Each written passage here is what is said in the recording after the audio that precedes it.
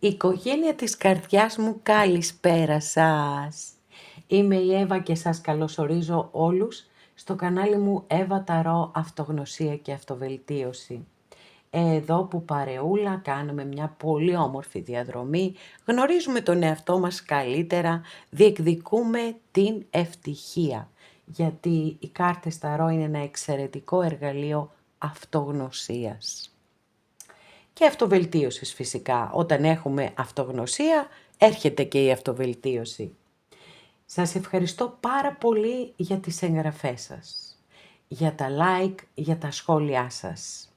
Στέλνω θερμούς χαιρετισμούς στους φίλους σε ολόκληρο τον κόσμο, σε ολόκληρη την Ελλάδα και στην πολύ αγαπημένη μας Κύπρο. Και υπενθυμίζω πως τα ανοίγματα που κάνουμε εδώ είναι γενικά ανοίγματα και αυτό σημαίνει αν κάποιος από εσάς επιθυμεί να δούμε το δικό του το θέμα, αυτό γίνεται μόνο με προσωπικό άνοιγμα και όποιος το επιθυμεί, τα στοιχεία επικοινωνίας μου υπάρχουν στο κουτί της περιγραφής. Δηλαδή, πού είναι αυτό το κουτί άραγε? Πατάτε στον κινητό σας τον τίτλο του βίντεο και αμέσως από κάτω σας ανοίγει τα στοιχεία επικοινωνίας μου. Αυτά με πολύ πολύ αγάπη από μένα για σας και πάμε να δούμε το θέμα μας, το οποίο μου το ζήτησε μία κοπέλα, η Όλγα, μου το ζήτησε στο άλλο μου κανάλι, αλλά επειδή κάνω εκεί ως επιτοπλίστων pick a card και εδώ κάνω γενικά, της είπα βεβαίως θα το κάνω στο άλλο μου κανάλι. Θα το αφιερώνω λοιπόν αυτό το βίντεο, εύχομαι και ελπίζω να βγει θετικό προς εκείνη και προς όλους εσάς που θα δείτε αυτό το βίντεο. Πώς είναι τώρα στη ζωή του ή στη ζωή της, για τους κυρίους της παρέας? Για πάμε να το δούμε μαζί παρεούλα.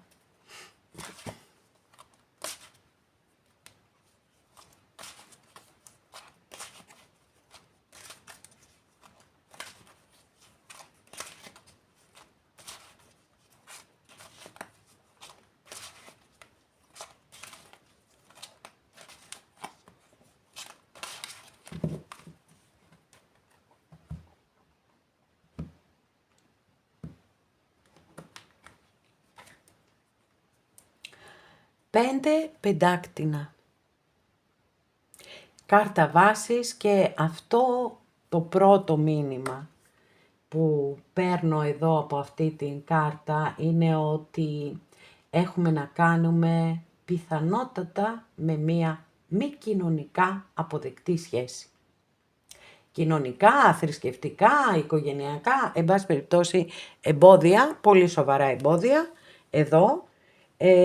Εκτός από αυτό, αν δεν συντρέχει αυτός ο λόγος, μπορεί να έχουμε να κάνουμε με απόρριψη, έτσι, γιατί πολλές φορές και σε ποιον δεν έχει τύχει αυτό, να ερωτευτούμε κάποιον ή κάποιαν παράφορα και να μην υπάρχει ανταπόκριση από την άλλη πλευρά. Οπότε έχουμε και αυτό το ενδεχόμενο εδώ. 7 κούπα.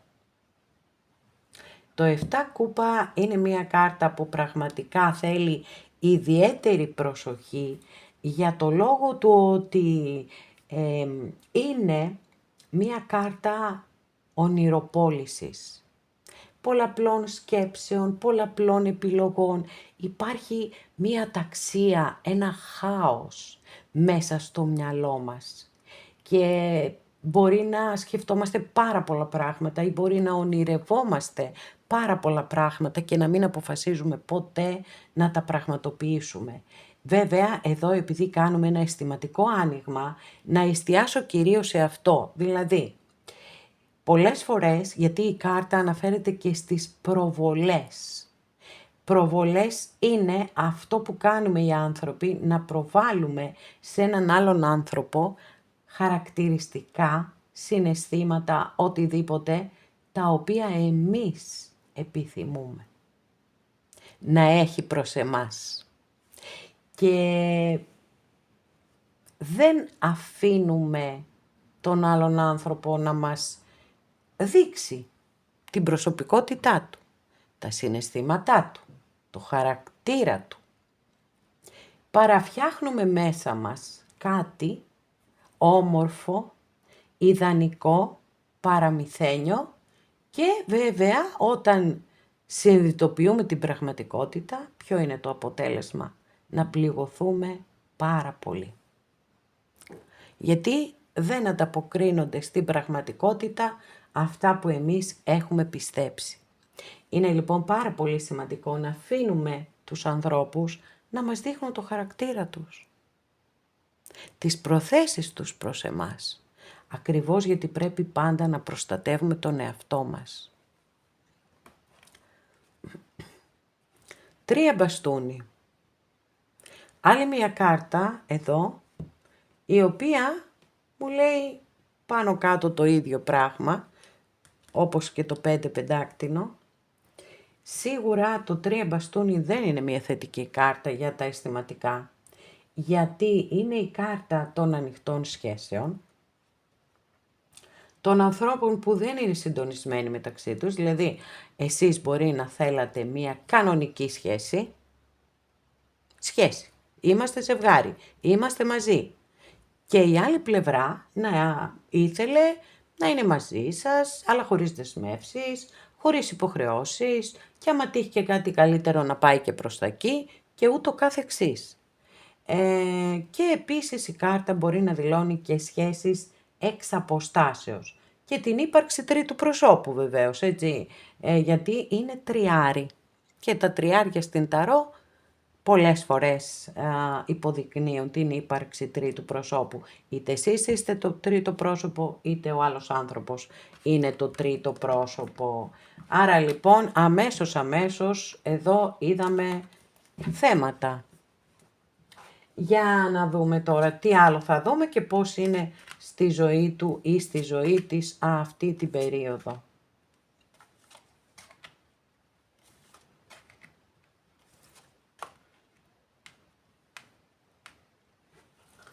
Λοιπόν, η πρώτη καρτούλα μας εδώ είναι λίγο πιο έτσι, θα μας πει τη γενική ενέργεια. Μάλιστα, ερημίτης.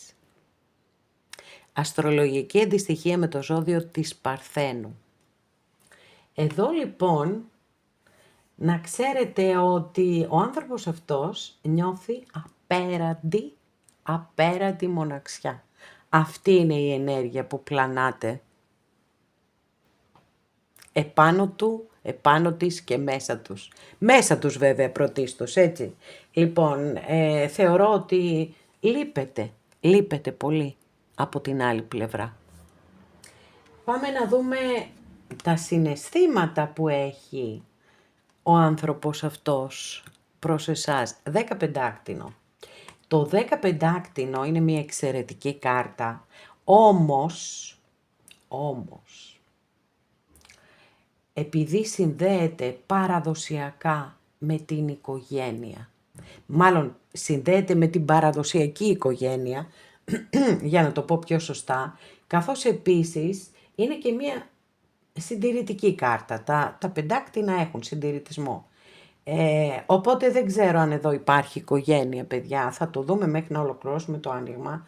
Κάπως έτσι μου φαίνεται, ότι είναι σαν να βάζει ένα τείχος, να υψώνει ένα τείχος ή να παγώνει το συναίσθημά του ή το συναίσθημά της, γιατί υπάρχει οικογένεια.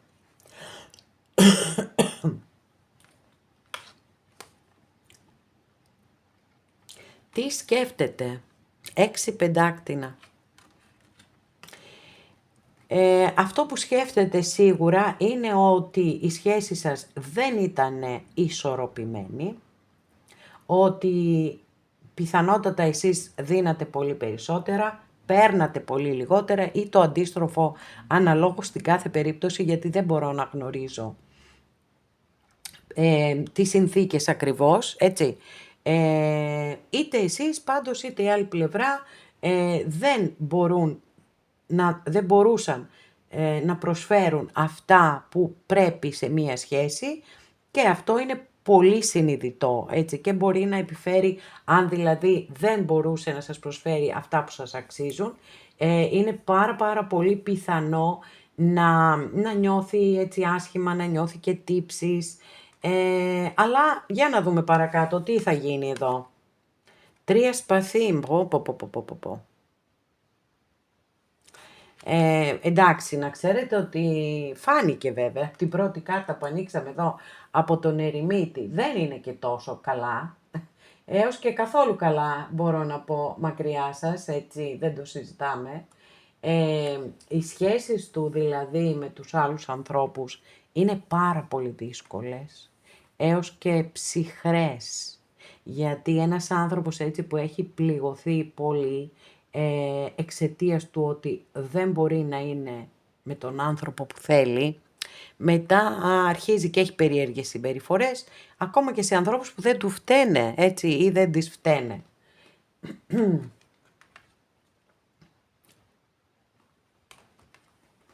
Εδώ εξακολουθούμε προβληματισμός κρεμασμένος. Προβληματισμός, θυσία επίσης, έτσι. Είναι η κάρτα της θυσίας, ότι εγώ, λέει ο άλλος άνθρωπος, πρέπει να θυσιαστώ για τα παιδιά μου, για την οικογένειά μου, για ό,τι και αν είναι αυτό. Υπάρχει απόλυτος ενεργειακός συντονισμός, οπότε τη θεωρώ απόλυτα αναμενόμενη και αυτή την κάρτα. Για να δούμε. Πώς είναι μέσα του ή μέσα της. Προσπαθεί να κρατήσει ισορροπίες, παιδιά. Προσπαθεί να κρατήσει ισορροπίες. Για να δούμε και την επόμενη καρτούλα και να βγάλουμε τα τελικά μας συμπεράσματα. Μάλιστα. Οι εραστές της Μεγάλης Αρκάνας. Και εδώ λοιπόν, εδώ έχουμε το ζώδιο των διδήμων. Να σας πω ότι πραγματικά ο ενεργειακός συντονισμός και η ροή είναι απίστευτη, δηλαδή η μία κάρτα έρχεται να επιβεβαιώσει την προηγούμενη, η κάθε καινούρια κάρτα επιβεβαιώνει την προηγούμενη. Αυτό λοιπόν που είναι σίγουρο είναι ότι ο άνθρωπος αυτός δεν είναι καθόλου καλά μακριά σας. Νιώθει απέραντη μοναξιά. Κοιτάξτε εδώ πώς απεικονίζεται. Βλέπετε, εδώ είναι η γη, ένας πύργος και εδώ πάνω είναι μια γοργόνα ή καημενούλα μόνη της εντελώς. Λοιπόν, πραγματικά νιώθει απέραντη μοναξιά. Τα συναισθήματά του ή τα συναισθήματά της τα έχει παγώσει κυριολεκτικά προς εσάς. Εγώ είμαι σίγουρη με αυτά που βλέπω ότι σας αγαπάει πάρα πολύ και θα σας αγαπάει. Γιατί καταρχάς δεν θα είχαμε τόση μεγάλη αρκάνα, έτσι, έχουμε σχεδόν οι κάρτες είναι μισές-μισές. Και είναι οι κάρτες που έχουν εμφανιστεί, μας δείχνουν ακριβώς αυτό το βασανισμό που περνάει, τη δυσκολία που περνάει. Έχει λοιπόν υψώσει ένα τείχος να παγώσει το συναίσθημα, το οποίο κάποτε το πετυχαίνει, κάποτε δεν το πετυχαίνει. Με το 2 πεντάκτηνο εκεί κάπως καταφέρνει να κρατά τις ισορροπίες του ή τις ισορροπίες της. Θεωρώ ότι προφανώς η άλλη πλευρά είναι σε γάμο, έτσι, γιατί βέβαια θα μου πείτε γιατί αν υπάρχει οικογένεια και από τη δική σας την πλευρά πάλι μπορεί σαν άνθρωπος να θέλει να σας προστατέψει, να προστατέψει τη δική σας οικογένεια. Έχω πάντως την αίσθηση ότι περισσότερο είναι η ζυγαριά γέρνει προς το ότι ο άλλος άνθρωπος έχει οικογένεια. Δεν μπόρεσε και δεν μπορεί να σας προσφέρει όλα όσα σας αξίζουν. Σίγουρα και αυτό προβληματίζει πάρα πολύ. Οι σχέσεις της με τους άλλους ανθρώπους είναι πολύ δύσκολες γιατί ο πόνος είναι μεγάλος. Κοιτάξτε πώς απεικονίζεται η κάρτα. Πολύ μεγάλος ο πόνος. Άρα καταλαβαίνετε ότι δεν είναι καλές οι σχέσεις του με τους άλλους ανθρώπους. Ο κρεμασμένος εδώ είναι σαν να μας λέει ότι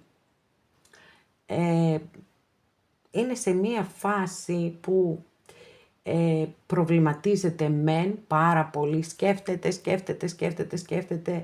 σαν να είναι με το ένα πόδι εδώ και το άλλο πόδι εκεί, το ένα είναι κοντά σε εσάς και το άλλο είναι στην οικογένειά του ή της, και πολύ πολύ έντονος ο προβληματισμός και η στεναχώρια και αυτό το βάρος της θυσίας, ότι πρέπει να θυσιαστεί για την οικογένειά του, για την οικογένειά της, πολύ πιθανόν.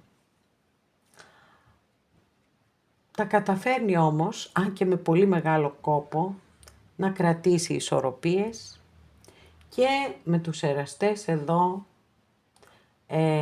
τελευταία καρτούλα, δηλώνεται, και κοιτάξτε εδώ τι όμορφη απεικόνηση, που έχουμε. Δηλώνει εδώ λοιπόν η τελευταία καρτούλα ότι έπρεπε να πάρει μία απόφαση, γιατί δεν μπορούσε να είναι και μαζί σας και με την οικογένειά του της.